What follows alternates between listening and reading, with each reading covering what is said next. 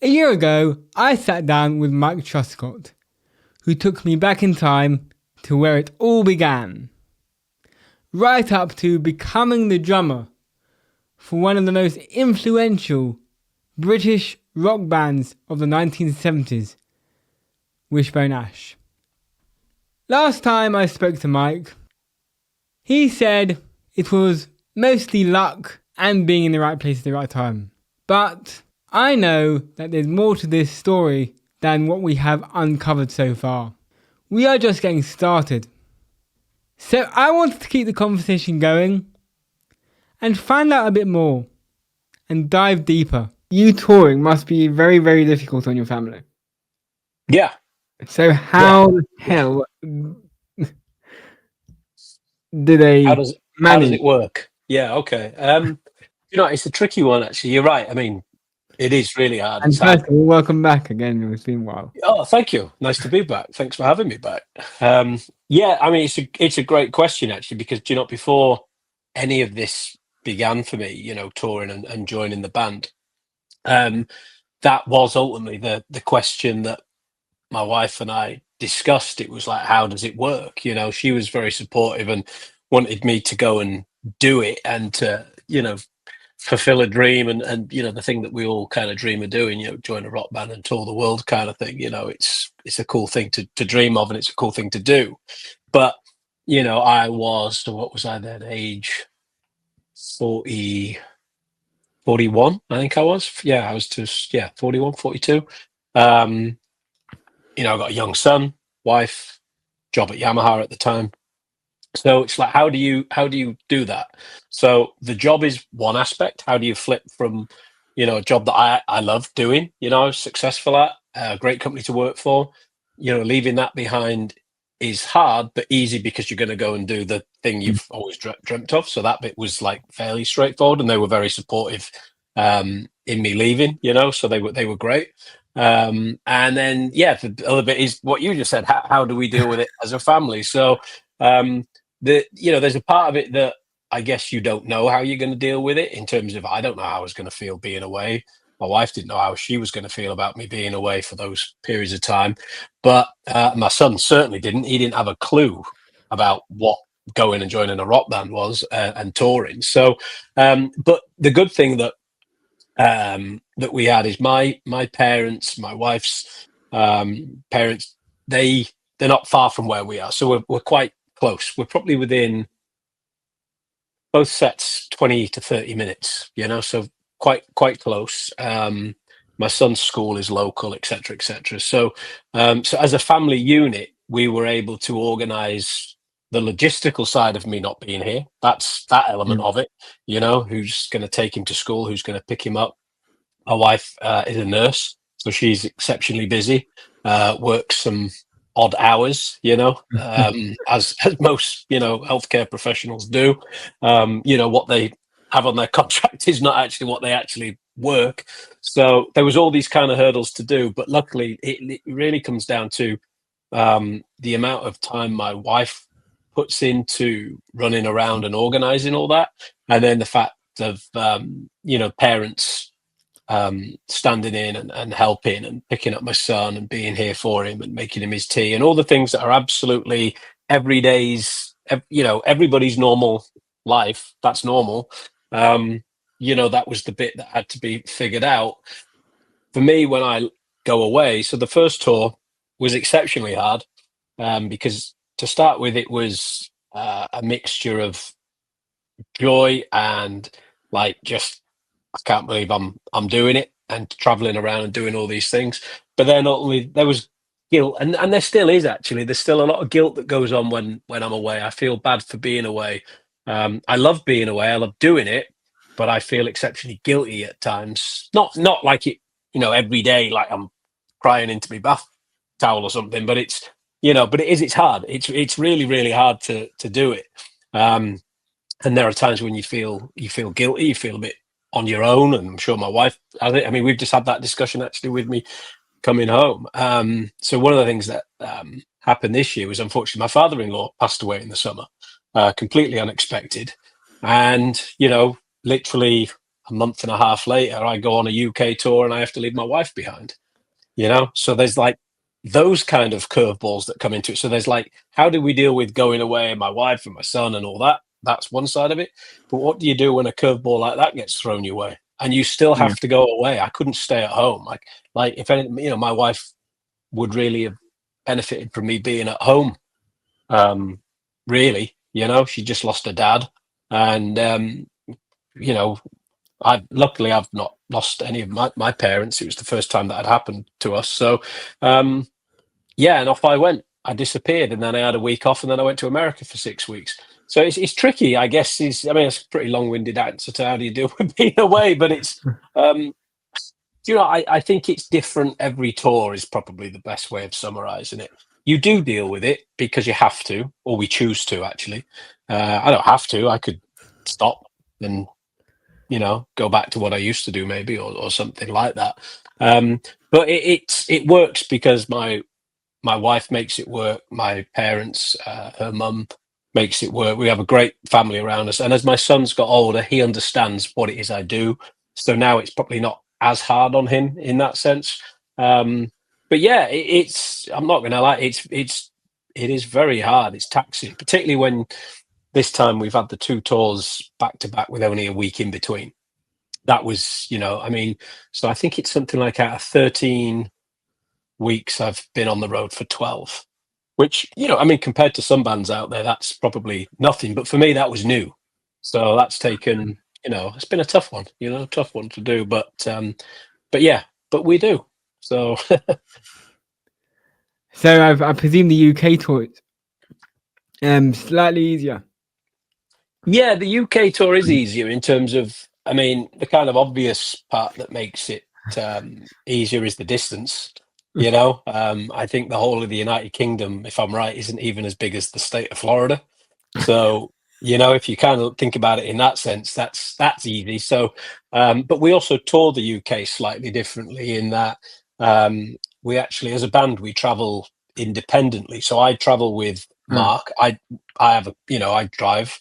Bob, the bass player, and his wife Lorna, they travel in their vehicle together. Andy, who's the original member, he travels with his wife, and then the crew go ahead of us with all the gear and they do all the setup and the sound and everything. So so we all, during the day, we get to do what we want to do. We can basically go sightseeing in our own country, really. So and because the distances are so short, actually one of the main problems is literally leaving one hotel and checking into another one because you can't check in early enough, because often we're not traveling maybe much more than on average an hour to an hour and a half, so yeah, the UK tour is definitely easier. And it's, we're fully crewed, where in America we do it a little bit different. America, you need work visas and all sorts of things. So to have our crew from here, they can't, we could do that, but it's more money, it costs, and it just gets out of control. So we have to use a combination of local crew in the States, and we do our own setup, which actually I don't mind setting up my own gear. That's okay. But if you're doing 30 shows on, in a tour, eventually that setting up and getting there and doing it, it takes its toll. It's tiring, on top of the playing, on top of the VIP meets that we do and all that kind of stuff. So yeah, the UK tour is definitely an easier tour in terms of on your, your body and your mind. Where you go to a US tour and I don't know, what's the average gig we do travel wise? I bet on average it's 4 to 5 hours to get to a gig. And then you've got to do all the, the load in, the setup, the sound check, etc. Then you've got to pack it all down, put it in a trailer, and then off you go to the next one. So it's a lot. Touring America is pretty hard, if I'm honest. Yeah. And doing it the way around we just did it, where we did 5 weeks in the UK and then 6 weeks in America. That was, yeah, I thought you would have done the other way around first, and then. Do you know? It would have been, if it had been that way around, I think it certainly would have been easier. We'd have finished the US tour feeling tired, but at least the 5 weeks ahead of us would have been crewed, and we would have had more opportunity to rest and recuperate. you know, it just wasn't the way it went. You know, traditionally the UK tours are always kind of September, October, and you know, to try and flip things around and change that is not always easy. You know, the kind of circuit that we're on, I'm not going to say it's set in stone, but it certainly has a pattern to it. You know, so I mean, on the other side of it, the US tour originally was only going to be, I think, 3 weeks originally when because we said, well, we're going to do this UK tour and we can't go crazy afterwards. We'll do 3 weeks. And our plan was to come home before Thanksgiving. Um, and then these dates just kept being offered and offered and added. And so it ended up being twice that. It ended up being 6 weeks. So it wasn't really planned. I mean, it was great in terms of being busy and being, you know, wanted in that sense. But yeah, you know, by the end of it, we were all pretty exhausted, really, and we were ready to come home. So So I take it Wishbone Ash has dispensed with the traditional, I don't know, tour buses that you see some bands yeah, we don't. Do you know? having Actually, around them. it did get discussed on the last tour about whether we go back to do it that way, and you know, kind of. So at the moment, we do it where we're very much kind of Yep. self-contained. Everything goes in a big trailer, and we drive off, and you know we do it as we are. The other option with that, and that for that reason, that night every night we're in hotels, so Yeah. that's actually nice because you get your own space, you get a Yeah. bed, you get a shower, etc. The other option is, yeah, we could go to the tour bus idea, and maybe I don't know, do a hotel once a week just as a general thing, and you know, we were discussing how it could be done. So there are benefits to doing it on a bus. But then, you know, one of the things that we brought up was there are certain venues that we go to that actually to put a bus into or nearby Yeah. would be really tough. You know, some of the venues we go to are theaters, they're big theaters, they're great, easy loading access. Some of them are small clubs, you know, where actually a bus arriving with a load of gear wouldn't really work. You know, you'd have to probably park further away, and so yeah, I mean, doing it the way we do it it certainly works. You know, it certainly works. It's not necessarily what everybody would think it would be. Yeah, and like you say, a big bus rolling up and all Yeah. that kind of Like stuff. at major festivals, you see the Stones, you see Mm. Yeah, all the buses rolling in. I mean, tour buses, trailers, stages. mm, mm. Yeah, it's one way of doing it. I mean, the way that we tour America is, like I say, it's a mixture of our own. So our like musical equipment as such Yep. is all our own. All that comes with us all the time. But then in terms of where we utilize the local, like the venue itself and their crew, Yep. you know, so that's where, for example, we'll use the local sound guy. We don't, but on the UK and all the European dates, we have the same guy for everything. So that's brilliant because that means I've got the same guy doing my sound every day. He knows what I want from like I use in ears, but I have a wedge which is purely for kick drum. That's all I put Right. in it. So and he will dial that in for me every single night before I've got there, and we do the sound check, and then we might go, "Oh, can I have a little bit more of this? Can I have a little bit more of that?" But generally speaking, it's always in the ballpark. Where when you go to a venue in the States, you know, you're using their gear. The amount of times I've been given like 10-inch wedges and you go like, that's not going to work, you know? So you think, right, how do you get around? So you're constantly trying to work with the venues and the Yeah. crew who by and large are fantastic and they will do anything for you. Sometimes it doesn't work out. Sometimes you don't get the result you want. You just have to do it a different way. But, you know, 99% of the time, the people are great. Every now and again, you get the odd person who seems a bit difficult, you know. But most of them are fantastic, and you work with them. But yeah, it's different every night, and sometimes that can be really good and it can be fun, and sometimes it can be frustrating. But it's yeah, so it's a very different way of working when we're out in the States, and that really just comes down to cost of running a band, you know. Very different in the US compared to Europe and the UK. Yeah, very different. And I can imagine it's probably cost 10 times the amount that it costs over here to run a band, let alone cars and Yeah, I mean, do you know, I vehicles. don't know of the official running costs because I don't get involved with that side of things. But if you just work on a theory of, all right, you can say, for example, um, gas is cheaper in the States than here. But At the here, moment, yeah, it is at the moment. But you can say, well, but most of our journeys are done, and you can say, well, they're an hour and a half. yeah, But over there, they're 4 to 5 hours. So yeah, although you're paying for cheaper gas, you are using a hell of a lot more gas or petrol, as we would say.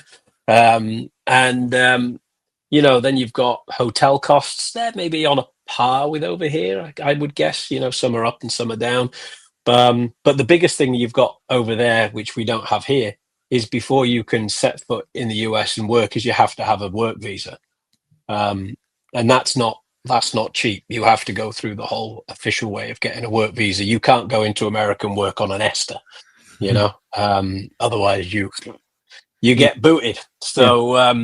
So yeah, and those visas when you getting them for 3 members of the band is is a cost. So that's so yeah, definitely. I think touring America is in general more expensive. So yeah, nature of the beast, I guess. You mentioned that you were doing a lot of bars and clubs as well now. Mm, Wishbone Ash is far from a small band. So mm, yeah. where did they decide, or when did you decide, or before your time maybe, that major stadiums and selling out that kind of stuff, going down the smaller routes I again? think I don't know the full history of the band I mean, I know the history of the band, but in terms of, if you think Wishbone Ash were very much at the height of their success during the Yeah, 1970s. So, that's where, and I've seen, and you can find all over the place, posters that will have supported by Aerosmith, supported yeah, by Bruce Springsteen, fantastic, you know, um, advertisements that are highlighting just how big the band was, and then you hear about the bands that they've influenced over the years. The common ones that you hear often are Iron Maiden and Thin Lizzy because of the twin lead thing. So, so during the height, absolutely, it was stadiums and it yeah, was huge. Um, and then I think as the 80s came over, obviously you look at musical trends, they changed. yeah, It went away from being that kind of classic rock to more kind of like digital and keyboards and that kind, new romantic stuff, etc. I mean, rock was still there, but yes, again, rock was changing and the band was changing. And then I think as it got into the 90s, so at that point, the band's been going since '69. So I guess when you get into the early 90s, I think there'd been a bit of a lineup change and the band had just evolved and music had evolved. So I guess the popularity of the band compared to the '70s had just waned slightly, as it right, often does with bands. I mean, I've seen, let me think, yeah, I've seen the likes of Def Leppard and Thunder and those guys in arenas, and I've seen the likes of Thunder in theaters. I've seen Level 42, for example. So take another great 80s band, not yeah, a rock band, but I've seen them play festivals. We played a festival with them this year. And I've seen them play in little theaters, like, and stuff. So I think it really depends on popularity of a music scene and of a band at the time. But I guess over the years, as music culture changed, the popularity of Wishbone Ash kind of stayed within its hardcore fan group, I would say. So was it attracting new fans from the 90s into the noughties? Yeah, it will have done, but not in the same way that a new upcoming band like the right, Oasis or the Killers or whoever else was coming through. That was their time and they yeah, were attracting. So as a band in that sense, it wasn't attracting the numbers that would mean an arena gig or a stadium gig or something like that. Still play pretty sizable festivals, because it's still a big, yeah, people know that name. So, and I think over the years that Andy's kind of steered the band into whatever worked at the time. And he's never been, I mean, there could have been a point and I mean, he'd answer this. I'm kind of like, well, not trying to talk on his behalf, but I guess at some point in his career, he could have said, well, do you know what? If I'm not selling out a 20,000 seater stadium, I'm not playing. He's never been like that, I don't believe. And I think he can kind of accept that, okay, it's not 1978 and it isn't X Stadium or Madison Square Garden or somewhere. That's fine. I was there in 1978. It's not now. Now it's 2024, and we're going to play a venue that holds 500 people. And I'm okay with that because it keeps him working. It keeps the band going. It means he's playing. I mean, Andy's in his mid-70s now, and he is still touring around the world with the band that he started with the other guys back in 1969. He looks pretty good for the age of 70. Exactly. So, I guess, so yeah, I mean, I guess, at some point he could have said, well, no, it's not what it used to be. It's not the size of the venues, etc. But I don't think that's, I mean, don't get me wrong. I'm sure if you offered him a 20,000 seater stadium and it was packed, he's not going to say no. I mean, none of us are. But at the same time, he's just always made sure that the band has worked and that the name is always out there. And there are times we walk into venues, and actually America is a real mixed bag in that sense. The UK and Europe is a bit more consistent. So we'll play places, we could play a theatre that'll be, I don't know, 1,000 people, and it'll be great. And then the next day we play somewhere like the Sportsman's Tavern in Buffalo, and which people go, but it's a pub, it's a tavern. You go, yeah, but it is a music venue. It's kind of, there is a little bit of like trickery in the names over there sometimes. Yeah. But ultimately, it is a bar. But I don't know how many people it holds. I'm going to say 200 or 300 people maybe. It's rammed. It's a fantastic night. People have a great time. We have a great time, and we always look forward to going there. Why would you not want to play that gig? It's like, you go there, you earn money, you do it. You're not just down from there. Do you know that area is a great example. Just down from there, an hour and a half, I think it is basically, it's kind of just southeast of Buffalo, is a small town called Lima in New York State. Now, most people will never have heard of that place in their life, and they would certainly not find it on a map. So we played it for the first time last year. The owner there, Jim, wonderful man, cracking guy, and it's a bar, but the back of the bar, it's got a stage, and it's a music venue. But I think in total it holds, I'm going to say 150, maybe 200 people, but let's say roughly 150 people. And we played there last year, and I remember when we got there for the first time, we were like, okay, didn't know what to expect. Don't know if this is what we expected, but in we went, we loaded up. It's one of these places where he accommodates you. So above the venue is apartments, and we can stay there. And, if we want to drink, we go to the bar. If we want food, we get fed. He looks after you like royalty. It's absolutely brilliant. And you play to, packed out 150 people, and it's amazing.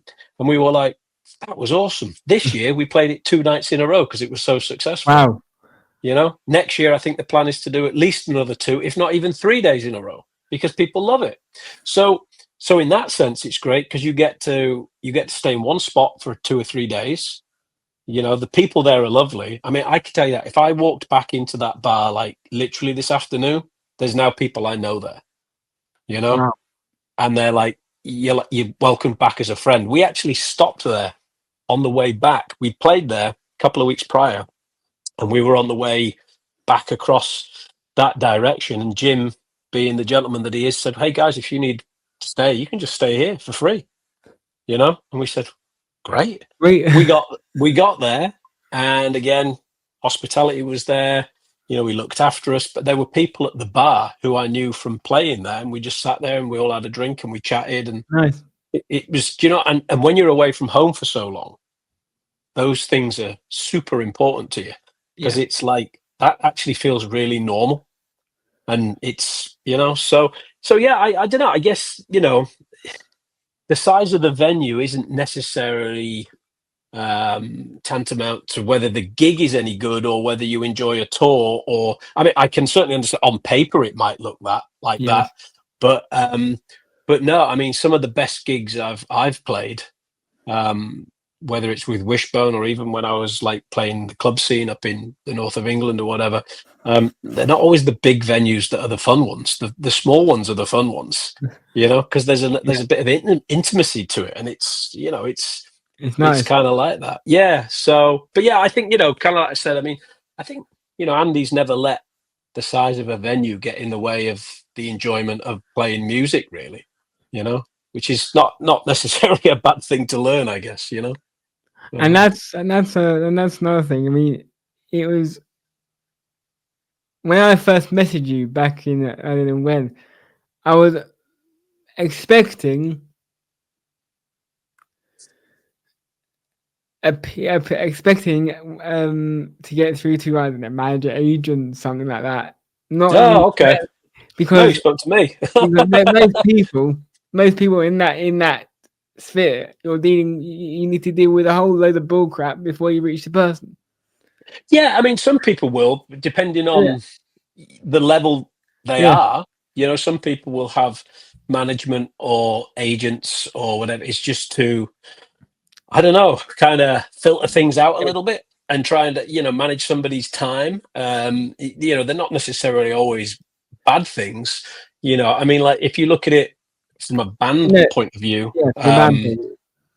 yeah, I mean, like if we look at it from the band, so we have an agent in the UK, we have an agent I was in gonna say, Europe. Andy doesn't deal with all the tours himself, but No. So we um, so we have how- agents that, yeah. So the agents are kind of dotted around in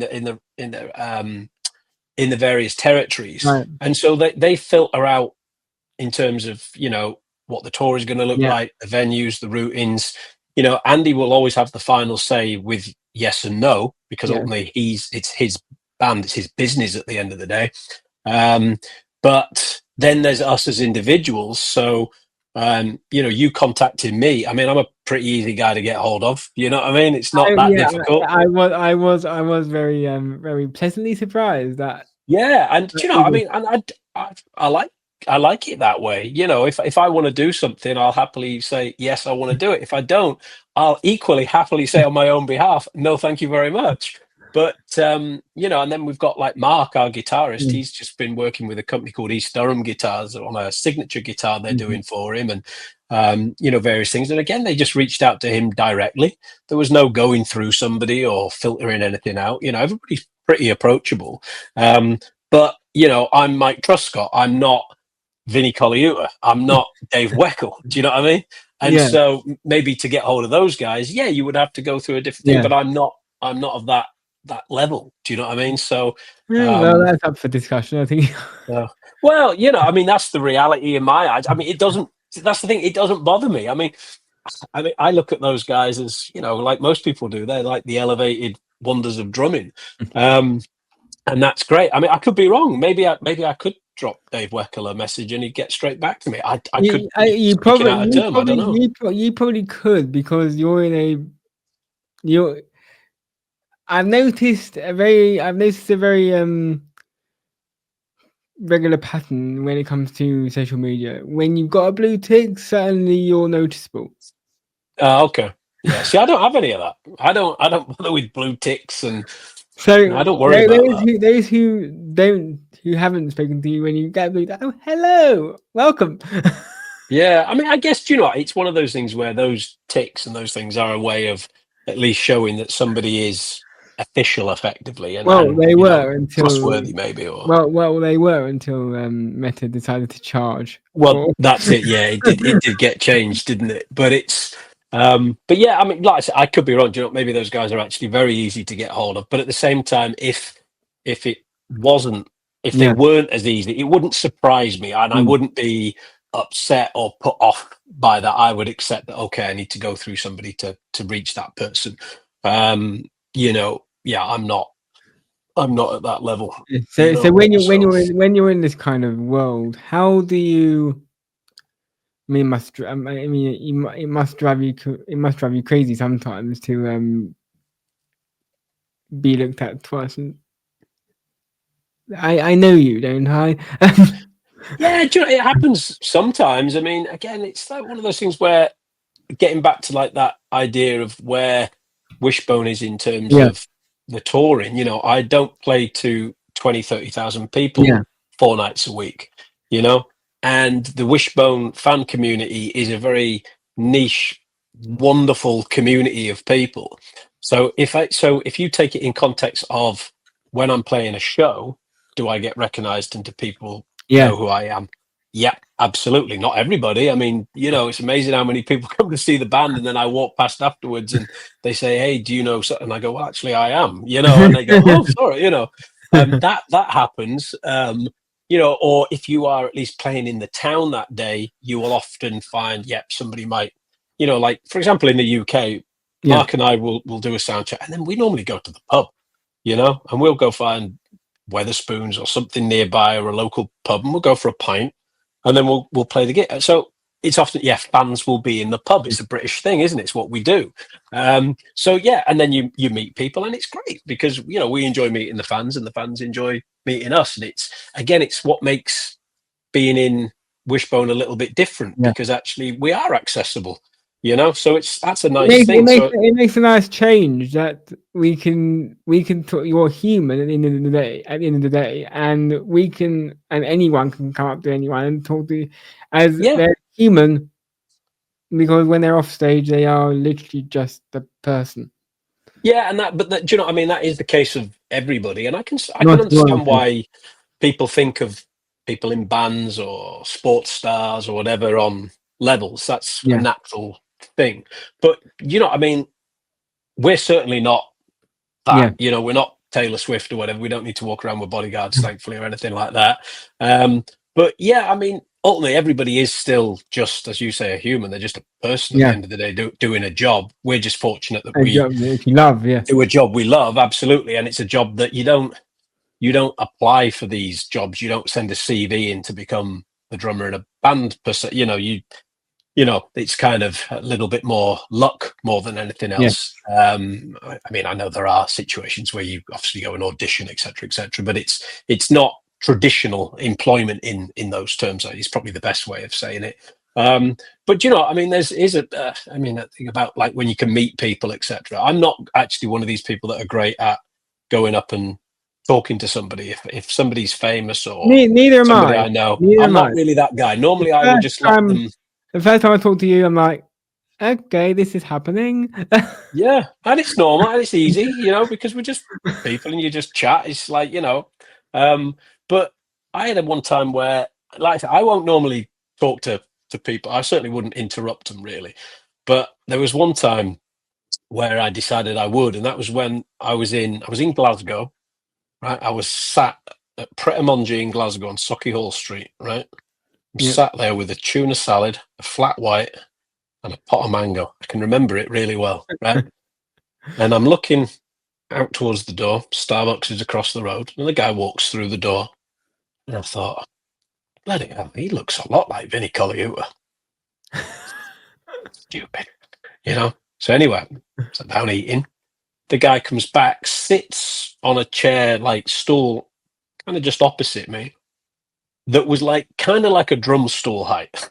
So when he sat down, I'm like, that is Vinnie Clark. That is definitely Vinnie. Thinking it can't be. I'm in Glasgow. Why would But the concert hall's right there. So so I quickly Googled who's playing at the concert hall tonight. Sure enough, it was Jeff Beck, and I thought, that's Vinnie. But he's eating. And I thought, oh, I don't like being that guy. Not particularly when somebody's having a bite to eat, I know it wasn't like a Michelin star restaurant, and I just thought, he's one of these guys I've always wanted to just say hello to, So I went over to him and I said, like, excuse me, I really don't mean to like interrupt you, and please tell me to, bugger off if you want to. And he's like, no. I just shook his hand, basically said, thank you for being a big inspiration and for all the music you've created. I don't want to bother you any more than that. I just wanted to shake your hand and to have met you, And then he was absolutely lovely. He then just kind of said, why? He asked, why are you in Glasgow? I said, well, who are you? I said, you with Jeff? And he said, yeah, I'm with Jeff Beck. And I went to the show that night, Wow. So, and it was great. And it was awesome. But there he was, just Vinnie Colaiuta walked into Pret a Manger in Glasgow, and there was my moment. And thankfully, he was kind as anything. He was lovely. Very approachable, no problem at all. So it's yeah, do you know, I think, you know, it doesn't matter who you are, you've got a decision to make when somebody Yes. comes up to you. You know, you can either you can be kind or you can be not so kind. But on the other side of it, I think if somebody's not kind or they're a bit off with you, you do also have to maybe just ask yourself the question: are they having a really crap day? Has Yeah. something happened? You know, don't necessarily hold it against somebody, and that's not necessarily just a drummer or a musician or an artist or Anyone. whatever. That's anyone. You know, like, you know, if somebody bites your head off, you don't know what's happened in their life that day. You know, Yeah. um, but yeah, thankfully Vinny was not on a bad day, and yeah, and then I watched him play with Jeff Beck, and he was mind-blowingly brilliant. Was this the So last one before Jeff died, or? that was in. So what was it? So it was before he died. It was the Jeff Beck show. It was with Jeff. So and Rhonda Smith on bass. I can't remember the rest of the band. I think it was Rhonda Smith. It Did was Johnny join in? no. I think he had done at the Albert Hall just before that. I think, but yeah, it was amazing. It was a fantastic show, and I remember when I got there as well. I'd gone into the bar of the concert hall, and there was a lot of drummers I knew in Glasgow from just being in the scene and stuff, and they were Yeah. like, "What are you doing here?" And I'm like, "Well, you're never going to believe this." So yeah, it was kind of fun. And then I remember walking back to my hotel. I probably had about a mile to walk to my hotel. It was hammering down with rain, and I got absolutely soaked. And I didn't care less. I'd had one of the best nights of my drumming life at that point, just watching him play. I'd seen him play with Sting before a couple of times, but it was a bit different watching him with Jeff Beck. You know, it was. What did Sting do to anger Stuart Copeland? What did Sting do to Angus Stewart Copeland? Oh, crikey. I think that conversation could probably go on for hours from what I've heard. I don't know. I mean, I think they had some sort of I don't know, crazy relationship, that band. I mean, that was I like watching little clips that come up about them with their arguments and bits and pieces, but I don't know. They seem to know how to rub each other up the wrong way, that's for sure. But yeah, that's a question to ask them. So yes, last time we spoke, I believe you had some material which was unreleased. Yeah, I mean, I've continued to write. I mean, we had there's been talk about new albums with the band and things like that. Nothing's really kind of materialized yet, largely just because we've been busy touring, you know. We did have a bit more downtime during the summer, and it crossed my mind whether we would go down the route of trying to, you know, get together and do some writing. But actually, I think after 2 years of some really solid touring, the decision was taken actually just to have a break, you know. So I've continued to write and just do my own thing. Nothing that's released, nothing that's out there for anybody's ears yet. It's, you know, it's all on notebooks and pieces of paper. Are we ever going to hear it, or? I don't know. You never know. I don't know. Do you know? I mean, it's funny. I mean, I record these things. Sometimes I just put demo tracks down with a guitar or a piano. Yeah. Sometimes I just have loads. I've got a multitude of things recorded that are just sat on my phone, you know, on like voice memos. I've got pieces of paper that I'll fall over and slip over that I'll go, you know, that aren't even songs. They're just a verse, or there's 2 lines I wrote down or whatever. So I don't know. I'm a bit like that, really. I don't consider myself as a songwriter or a musician in that sense, but I do it a lot. So maybe I should, but yeah, I don't know. It's certainly, there's a few songs that I've done that I would love to get in a room with the band and say, hey, this is what I've got. What can you guys add to it? Because I do know that actually the songs that I've written, if I put them into like the Wishbone setting, they would probably change quite a lot, you know, because of the nature of what Wishbone is in a rock band and the twin lead guitar thing. It would certainly change how they are. And that actually I find quite exciting. I'm not precious about them in terms of, oh no, it's got to be this or it's got to be that. I think that's kind of a nice thing about writing something and collaborating, is that you can then say, hey, this is what I've done. And then throughout the experience of the rest of the guys, they could say, well, what if we did this? What if we did that? So yeah, I'm hopeful that we do get to do that at some point. And for that reason, I just continue to write things and scribble things down. And some things are finished, some things are half finished, some things are nothing more than a couple of lines. But I know Mark, our guitarist, he does similar things. He has where he'll just either have maybe a song lyric or even a title. You know, something comes up and a title. Oh, that'd be a great title for a song. So he just writes it down. He just makes a note of it. You know, um, I mean, I've had that with songs where I've kind of half written one, half written another, and then kind of been struggling with the one, and then realised that the other one kind of works. And sometimes that's how I write. I mean, some people will just write a song within 5 minutes and it's there. And I have done that, but yeah. So yeah, I don't know. We'll see. We shall see. I've written a few 4 or 5 lyrics on my phone. Well, each song, so I've written 4 or 5 songs on my phone. Yeah. No melody, can't get that for crap, but there we go. I've written the words. Yeah. Well, do you know? I mean, songs are poems, really, aren't they? It's it's a form of poetry, is the way I look at it. So, if you've got the ability to write the lyric doesn't need to have the music necessarily for it to be a song. So, to me, it becomes a song, yes, when you put the musical element to it. When it's words on a piece of paper, to me, I think of it as a poem. And then when you put the music to it, it becomes the song. So, and I've done that many times where I've just written the words. I don't have any music necessarily. I'm reasonable, on a piano and guitars and things, but I'm not a virtuoso. So sometimes that's where the idea of collaborating with somebody actually excites me, because if you can take somebody else's brilliance and add that into something you're trying to create, I don't have every single musical element at my fingertips. That's not me. I'm not Hans Zimmer.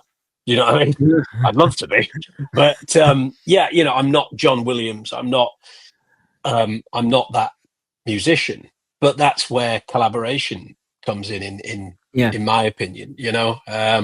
So, and I have no problem saying that. I'm quite comfortable with that. So Lennon had McCartney, right? So. I know I wrote my lyrics. All 5 of them have an ongoing theme, and it was based around one of my good friends, who's a lovely, lovely, lovely young singer. She has been dealing with essentially a stalker who's been literally harassing and all that stuff. Oh wow! Putting her name in a bad light. She's and trying to trash what she's doing. Mm-hmm. And I thought, right, okay, I'm gonna write some songs up. I'm gonna write some lyrics up. So if she wants to use them, she can. Yeah. To effectively show that bullying is not okay. Yeah, I mean that's it. Yeah, ultimately that is what it is, isn't it? It's bullying, and do you know what? The songs can take on so many different meanings, and they can be about so many different things. Often the cliche one is always love songs, etc., whatever they are. But then there's also the thing of what you write and then how somebody else interprets it, which I think is a wonderful thing about music and songwriting. It's that you can write something and it can mean one thing to you, but it doesn't necessarily mean that's what it means to the other person who listens to it. And that's the joy of when you put something out there. It's it's a very emotional thing, is music in that sense, and I think it's great. So yeah, we'll see what happens with those in the future. Don't rule it out. Are you so you're doing another tour next year? Which part? Early part? Late part? Yeah, so we head out. We head out on the 10th of January. Okay. To Germany. Our first show is at the Substage in Karlsruhe, which is a good gig. I remember that gig. Freezing there. Take your sweater. It will be cold, although I don't know if it's going to be as cold as it was in the States. We did get to minus 14 degrees Celsius in the States, in Minnesota. Whoa. Yeah, that was cold. Yeah, I mean, it is cold in Germany and Switzerland, etc., at that time of year. So the the tour itself takes us. So yeah, we fly out on the 10th. I think the first gig is on the 11th, and the tour takes us round various parts of Germany. We go into Switzerland, Austria, Czechoslovakia, and back into Germany, and then we fly home for a very short little break, actually, because the decision was taken just again to have a little bit of downtime, reset, and then go again. And then we go back and we continue in Germany before we then hop on to some shows in Holland. And then we finish in Holland and we fly straight to Turkey. And we go and play a show in Istanbul, and then we play a show in Ankara, or the other way around. I can't remember. I was not expecting you to say Turkey of all countries. Yeah. So we go to Turkey, and then we come home for 2 weeks, and then we go to Belgium and France for 2 weeks. So that takes us through to the end of March. So, yeah, it's a busy start to the year. I don't know what happens after that. There is the only other thing. Yeah, I mean, there's talk about doing some dates in the spring in the States, which we have done in the past. That would certainly be. You're not doing Glastonbury then? There's nothing like Glastonbury or anything in the bigger. Do you know one of the things we have got that's in, which is really cool, is we've got a rock cruise that goes out of Boston. Okay. Is that it? That's not the Kiss cruise, is it? No, this one is called On the Blue Cruise. Ah. So it originally was started by I think it was originally started by the guys from the Moody Blues, and it's kind of a blues rock cruise. So this year we did what was the one we did this year? Cruise to the Edge, which is kind of more prog, that kind of stuff, started by Yes many years ago. Where this one coming up in August is kind of a rock blues kind of thing. So that's in August. There will be some festivals, etc., that go in, but as yet there's nothing that's nailed on. There's potential for maybe some US dates in the spring. I don't see it being the same kind of downtime as we did this year. I think actually, as much as we were all grateful for the time to just rest and recuperate, I also think we all got pretty bored. So we were like, rather go and do something. So yeah, I don't know, but certainly the beginning of the year is very busy, and then the next kind of thing kicks in, which would be similar to the run we've just done, where September is back out on a UK tour, and then I think there's certainly another US tour planned for the end of the year. But I don't think it would be. Certainly, I don't think the plan is for it to be quite as mammoth. To do 5 weeks and. Would it be Coachella, reckon? Or? Say that again, sorry. Would you be going to Coachella? What, sorry? Coachella. Coachella? Yes, the Californian music festival. Oh, right. I've not heard of that one. No, there's nothing like that that's in. There's no festivals in the States, I don't think, at the moment. I think. No, there's nothing. I mean, the last one we did in the States was Summerfest in Milwaukee. That was really cool. But yeah, the festival thing, I don't know too much about festivals this year, actually. But the end of the year would be a tour like what we've just done, but I think the general consensus of us all would be not for it to be as long. I think when we did the 5 weeks in the UK, then we had a week off.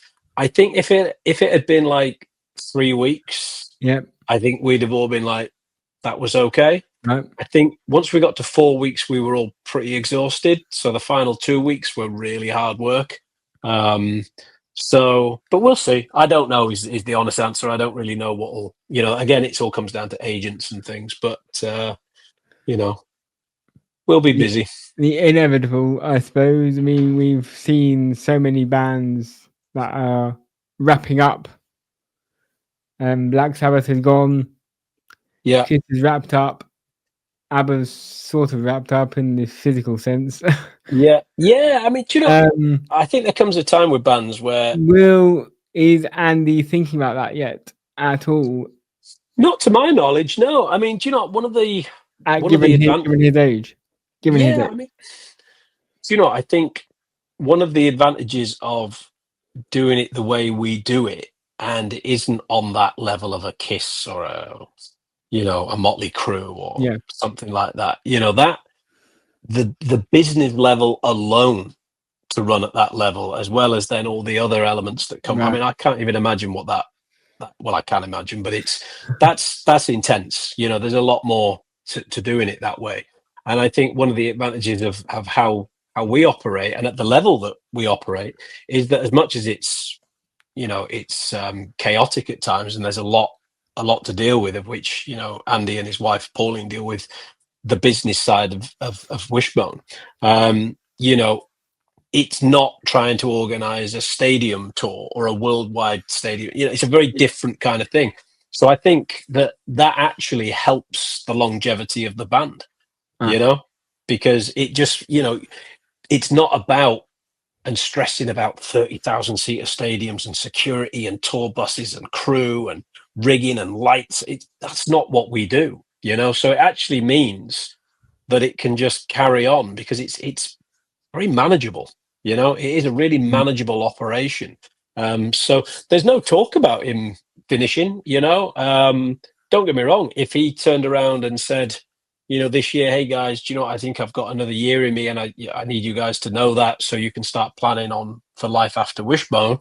Then, you'd say, okay. I mean, you wouldn't be like, what the hell? I mean, like you say, he's in his 70s. If he decides that he wants to, get his pipe and slippers out and, I mean, there's enjoy. only 70 years you can keep doing gigging. Yeah, there is, but he's got an amazing. When you're down that particular end of the lifespan. Yeah, but he's got an amazing energy to him, and he's very switched on. He's not an old 74-year-old or whatever. I think he's 74 now. I think he's not an old 74-year-old. He's a young 74-year-old, and he really he keeps his eye on like technology, and he's always trying to understand things, and he's so no, I certainly don't see I don't see him knocking it on the head anytime soon. I hope not, because I do like all the albums. Yeah, they're great, aren't they? I mean, that's the thing, and the band has evolved a lot over the years, and that the albums are quite different.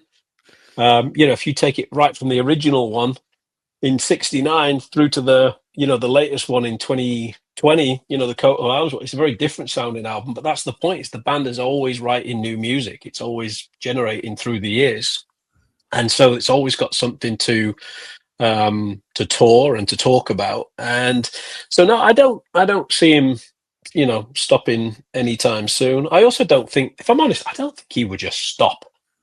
It might slow down a little bit. It might be, hey, should we not maybe do quite as many dates, or should we just do this, or should we do that? But he himself just actually said this run that we've just done, where we did 32 shows in the UK and had a week off, and then did 30 shows in America.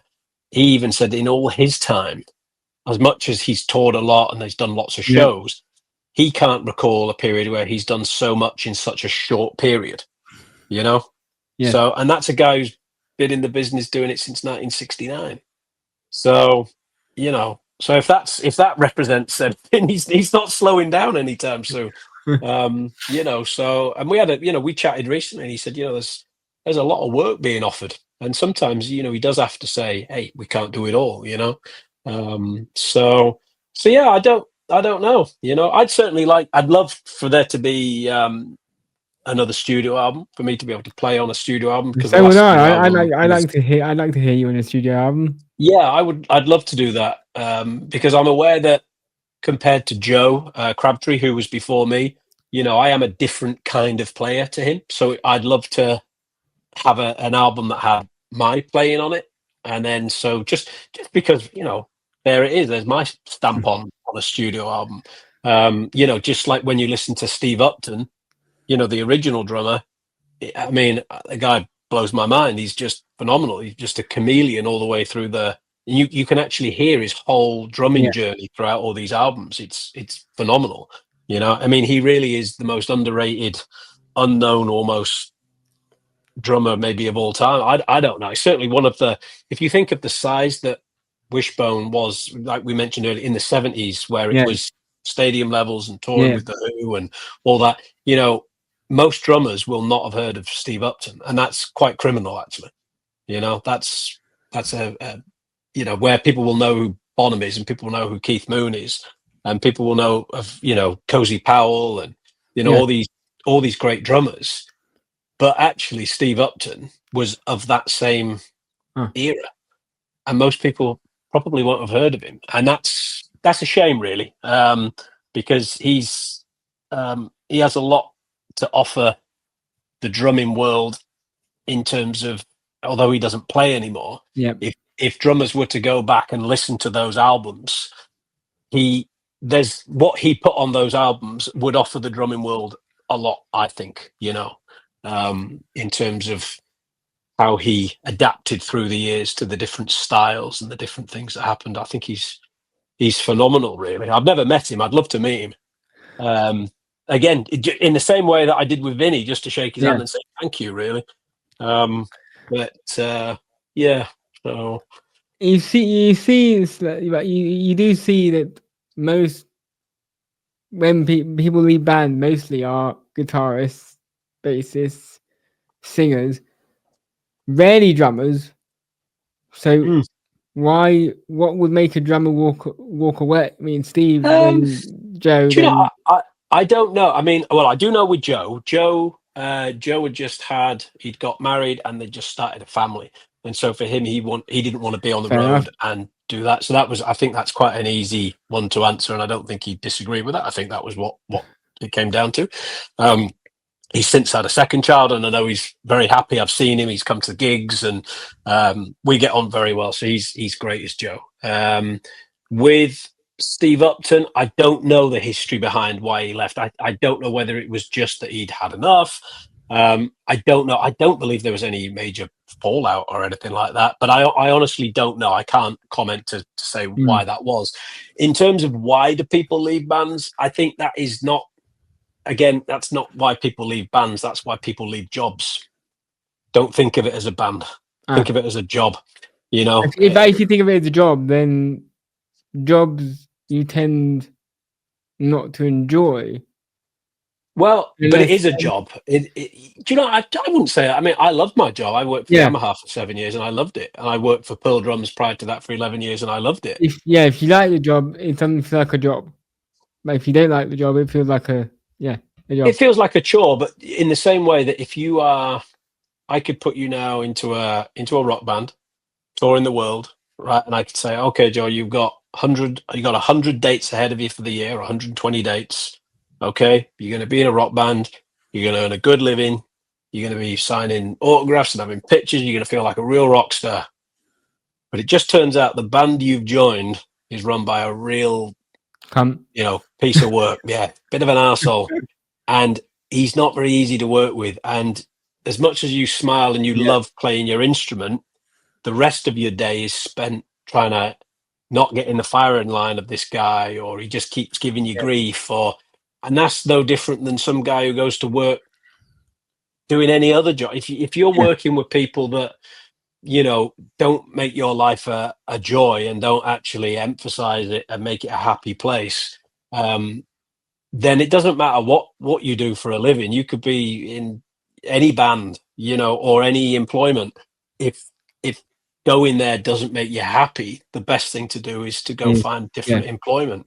And when I was working at Yamaha particularly, or Pearl, so let's say a more traditional employment in that sense, Monday to Friday, I would allow myself one bad day a week. That was the rule.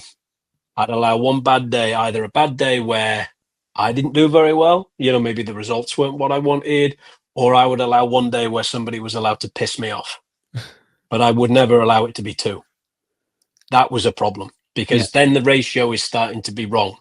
If it became two, it was like, I don't like this. If it became three, we've got a problem, because you cannot spend a majority of your work-life balance with the work bit bringing you down. It has, you might not necessarily enjoy every single day and it be like sunshine and rainbows. That's fine. But you do have to be able to stomach what you do. You have to be able to go do a job, kind of say, yeah, how was your day? And when most people say, it was okay, that's all right. You're okay. You're all right to say that. Not every day can be, oh, it was amazing. It was this and it was, that's not life. That's not normal, So actually, when a day's just like, it's okay. When people say to me, how was the gig? I go, it was okay. They go, is that it? Is that all you can say? I'm like, Yeah, it was a gig. You know, they go, well, was it not great? Not really. Was it terrible? Not really. But we played. The show was good. You know, we took our round of applause. Was it memorable? Not every gig is memorable. Not every working day of your life is memorable. But then when you do get the ones that are memorable, they're the ones that you go, that was amazing. You know, and Yeah. that is normal. That's normal life. And I had those days working for Yamaha, and I had those days working for Pearl, and I had those days when I worked in retail in a drum store. And I think everybody has those days. And I think, yeah, I don't look at it in terms of I don't look at it in terms of being in a band. In that sense, I know I'm in a band, and I know that sounds a little like you, but you are. But I don't look at it like that. You know, if I got to a point where I was really unhappy, I Mhm. wouldn't let the fact that it's a band make me stay. If that makes sense. Yes. Do you know what I mean? My own happiness and well-being is way more important than the thing that would keep you in a band would be your ego.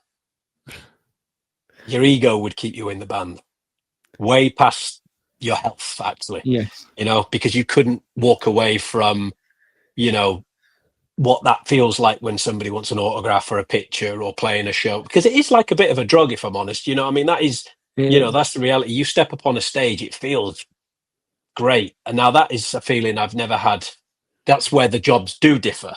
I've never had that when I worked for Yamaha or Pearl. I never got the adrenaline rush that I've had on a stage, you know, or, you know, and then of course you got people that are a very different level to what I'm at. And so their addiction to their ego or whatever, I don't know, you can call it what you want. I call it ego because, you know, to me that is kind of what keeps you there. You can't walk away from something that makes you feel good. It's a bit Yeah. of a drug, you know. And I think that would be that's where the difference between a band and working for, you know, a supermarket or an office job, and that's not being derogatory towards those jobs, but that's where it would differ. You know, probably most people don't get a massive adrenaline shot delivering groceries, but you do when you sit behind a drum kit for 2 hours of a night, you know. Yes.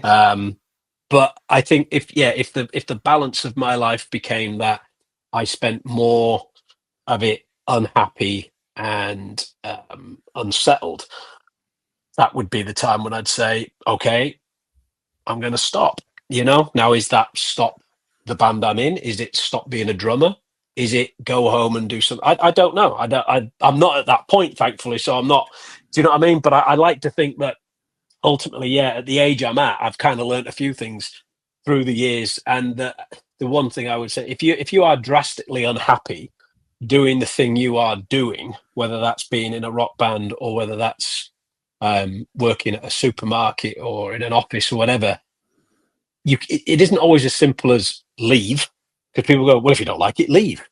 It's not as simple as that. You know, you need to earn a living, but do something about it, I guess, is then the answer is, okay, what can I do to change this? So you either change the environment that you're in and change how you go to work, you know, or ultimately, yeah, you leave that job and you move on to something Yeah. different.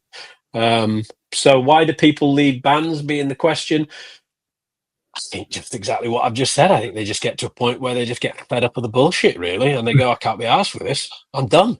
You know, I love it, but it ain't worth it anymore. Yeah. You know, or they just, I don't know, maybe people have like Joe, they have a family and they've got a little bit more to be at home for, or maybe something happens at home, you know, where it makes you think, well, I love doing this, but I miss my family, or you know, there's people that are out there. They've been on the road for years and years. Like Nico McBrain's just retired Yeah. from Maiden, right? Oh, that. Yeah. You know, so I mean, he's toured for years. I mean, that must have been an incredibly difficult decision for him to step away A from band that. which he basically joined when they formed. Yeah, you know, I mean, he's been there for the majority of the time of the band.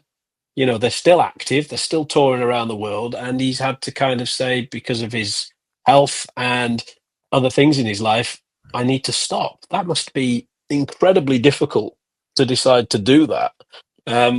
You know, that's and he could have stayed, he could have carried on doing it, but somewhere down the line he decided that, you know, for his own health and well-being, it was better to step away.